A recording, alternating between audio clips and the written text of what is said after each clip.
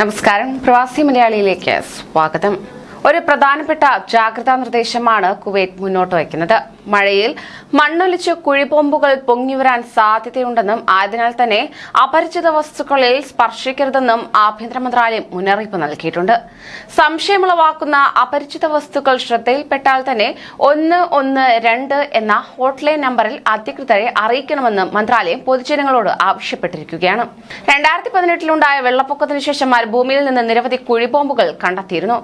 അധിനിവേശകാലത്ത് Iraq സൈന്യം പാകിയതാണെന്ന് കരുതുന്നവയാണിവ. വെള്ളം കുത്തിയൊലിച്ചപ്പോൾ മണ്ണൊലിച്ച് പുറത്തേക്ക് വന്നതായിരുന്നു ബോംബുകൾ. അന്ന് വിവിധ സ്ഥലങ്ങളിൽ കുഴിബോംബ് കണ്ടെത്തിയവർ ആഭ്യന്തര മന്ത്രാലയത്തെ അറിയിക്കുകയും അധികൃതർ ഇവ നിർവീര്യമാക്കുകയും ചെയ്തിരുന്നു. കഴിഞ്ഞ ദിവസം മഴയുണ്ടാകുകയും അടുത്ത ദിവസങ്ങളിൽ സാധ്യത പ്രവചിക്കപ്പെടുകയും ചെയ്ത സാഹചര്യത്തിലാണ് അധികൃതർ ജാഗ്രതാ നിർദ്ദേശം നൽകിയിരിക്കുന്നത്.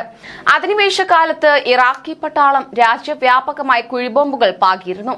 നേരത്തെ പല ഭാഗങ്ങളിൽ നിന്നും ഇവ കണ്ടെടുത്തിരുന്നു.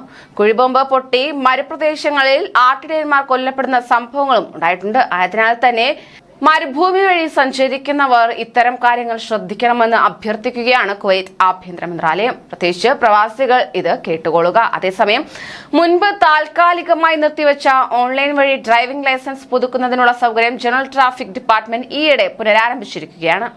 മന്ത്രാലയത്തിന്റെ വെബ്സൈറ്റ് വഴി ലൈസൻസ് പുതുക്കാനുള്ള അപേക്ഷ നൽകാൻ എല്ലാവർക്കും സാധിക്കുമെങ്കിലും ഡിപ്പാർട്ട്മെന്റ് വ്യവസ്ഥകൾ ലംഘിച്ചവർക്ക് ലൈസൻസ് പുതുക്കി നൽകില്ല എന്ന നിർദ്ദേശമാണ് അധികൃതർ മുന്നോട്ട് വയ്ക്കുന്നത്.